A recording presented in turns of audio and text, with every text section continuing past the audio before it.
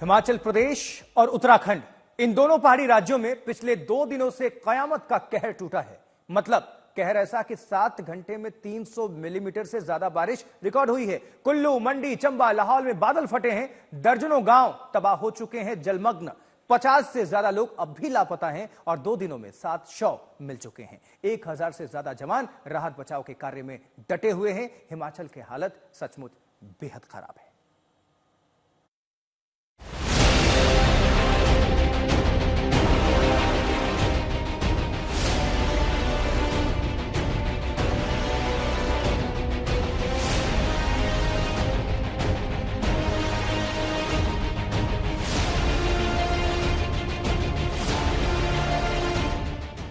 हिमाचल प्रदेश में एक जगह नहीं, एक साथ 4 जिलों में 6 जगहों पर बादल फटने से भयानक तबाही हुई। पहाड़ पर सैलाब की रफ्तार ऐसी कि मलबों के नीचे पूरी बस्ती की बस्ती दफन हो गई।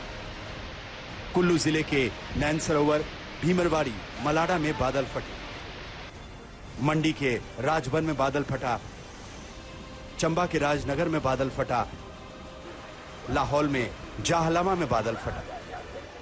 कुल्लू जिले के नैन सरोवर और भीमलवाड़ी में जो बादल फटे, उसका सैलाब नीचे की ओर बगी पुल, समेज और गानवी गांव की तरफ प्रचंड प्रवाह के साथ आया। इसके बाद समेज गांव में क्या हालात हुए, ये तस्वीरें बता रही हैं। पिछले 24 घंटों के दौरान हिमाचल प्रदेश में कम से कम 4 जगहों पर बादल फटे हैं और बादल फटने के बाद किस कदर तबाही बरपती है, ये समेज गांव बयान कर रहा है। आप देखिए मेरे बाईं ओर, ये स्कूल परिसर है। स्कूल परिसर किस तरह से अब गाद में डूब चुका है और स्कूल परिसर से अगर हम आगे आए तो देखिए इस कार की हालत देखिए।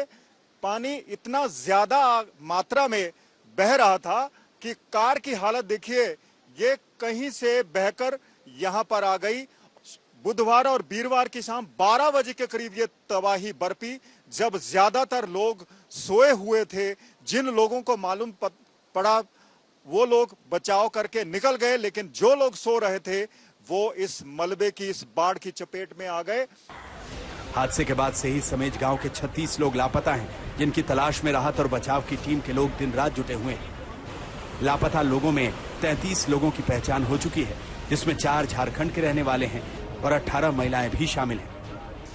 हिमाचल प्रदेश के मंडी में भी बादल फटने के बाद राजवन इलाके में भयानक तबाही हुई।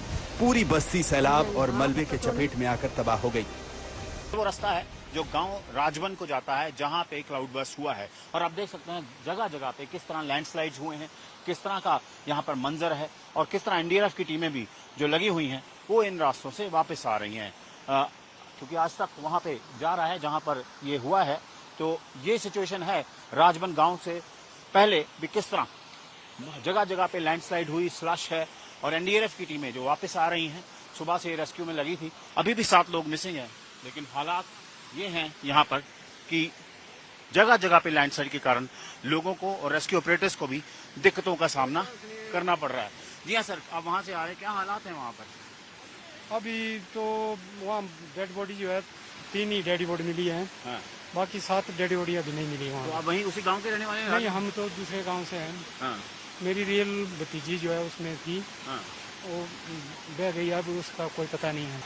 ये आप देख सकते हैं मेरे पीछे किस तरह लैंडस्लाइड के कारण कितना तेज बारिश है, जो झरने से पानी आ रहा है और फ्लश है, क्योंकि ये रास्ता जाता है राजवन को, जहां पर लैंडस्लाइड हुई है, जहां पर 3 लोगों की मृत्यु हुई है। अभी भी 7 लोग मिसिंग है, एडमिनिस्ट्रेशन लगा हुआ है, लेकिन ये रास्ता है जो राजवन उसी गांव को जाता है। हिमाचल प्रदेश में आई तबाही में 2 नेशनल हाईवे समेत 445 सड़कें बंद हैं, क्योंकि पिछले दिनों हुई तबाही में सिर्फ सड़कों पर मलबा ही नहीं आया, 7 पुल भी बह गए। हमारी सभी अधिकारियों के साथ बैठक की हुई है। सभी लोगों को, एनडीआरएफ की टीम है, एसडीआरएफ की टीम है, सभी को दिशा निर्देश दे दिए गए हैं। सब जगह अर्ली वार्निंग सिस्टम को हमने एक्टिवेट कर दिया गया है और निश्चित तौर पर जब डैम से पानी छोड़ेगा तो उसके इर्द गिर्द रहने वाले लोगों से हमने ये भी अपील की है कि नदी नालों के किनारे ना जाए। हिमाचल प्रदेश में आई तबाही का अंदाजा ऐसे लगाया जा सकता है कि पिछले 2 महीने में प्रदेश में बारिश और बाढ़ भूस्खलन से जुड़ी घटनाओं में 65 लोगों की मौत हो चुकी है और करीब 450 करोड़ रुपए का नुकसान होने का अनुमान लगाया गया। हालांकि पिछले दिनों एक साथ 4 जिलों में बादल फटने के बाद आई तबाही को लेकर केंद्र सरकार की भी चौकस नजर है। केंद्रीय मंत्री अमित शाह ने भी सीएम सुक्खू से बात कर हर संभव मदद मुहैया कराने और तेजी से राहत और बचाव काम पूरा करने की बात की है। कुल्लू से मनजिंदर अरोरा, मंडी से असीम बस्सी के साथ मंजीत सहगल, शिमला, आज तक। तो हिमाचल प्रदेश में बादल फटने के बाद आई तबाही को लेकर इस वक्त क्या चल रहा है, ये जानने के लिए हम अपने संवाददाताओं के पास चलेंगे। लेकिन पहले आपको दिखाते हैं कि जिस समेज गांव में सबसे ज्यादा तबाही हुई थी, वहां कैसे पहाड़ी मलबे के बीच जिंदगी की तलाश में जुटे हैं हमारे जवान। बादल फटने के बाद लगभग 12 घंटे तक समेज गांव में मौसम शुष्क रहा, लेकिन आज एक बार फिर से बारिश यहां पर शुरू हो गई है और बारिश का सीधा सा असर यहां पर चलाए जा रहे राहत कार्यों पर पड़ता दिखाई दे रहा है। देखिए बाईं ओर से आप देखिए, इस वक्त एनडीआरएफ, एसडीआरएफ, पुलिस, मिलिट्री और कई तरह की जो राहत टीमें हैं, इस वक्त 1000 के करीब जो पर्सनल है यहाँ पर डिप्लॉयड है। ये रामपुर का समेज गांव है, जहां बुधवार और वीरवार की रात को बादल फटा। बादल फटने के बाद पानी का इतना ज्यादा सैलाब आया कि एक छोटी सी नदी ने दरिया का रूप ले लिया और अब यहाँ पर इस मलबे में दबे होने की आशंका है उन शवों की, उन लोगों की जो उस रात को सो रहे थे जब बादल फटा और पानी का बहुत तेज बहाव गाद, कंकड़, पत्थर और चट्टाने लेकर गांव में आ गया। गांव का जो मंजर आपको दिखाई दे रहा है, ये ऐसा नहीं था। 2 दिन पहले यहाँ पर खेत थे, बहुत खूबसूरत घर थे और ये वादी कई लोगों को यहाँ पर आकर्षित करती थी, लेकिन आज यहाँ सब कुछ बर्बादी बयान कर रही है। कोशिश की जा रही है मलबे के नीचे दबे शवों को ढूंढने की। ये इतना आसान नहीं है क्योंकि 80 किलोमीटर तक ये बहाव यहाँ से जा रहा है और प्रशासन कोशिश कर रहा है कि कहीं ना कहीं कोई सुराग किसी व्यक्ति के बचे होने का, किसी व्यक्ति के कुछ निशानों को यहाँ ढूंढा जाए, लेकिन गाद और मलबा इतना ज्यादा है कि शायद उतने लोगों को यहाँ पर ढूंढ पाना इतना आसान नहीं होगा।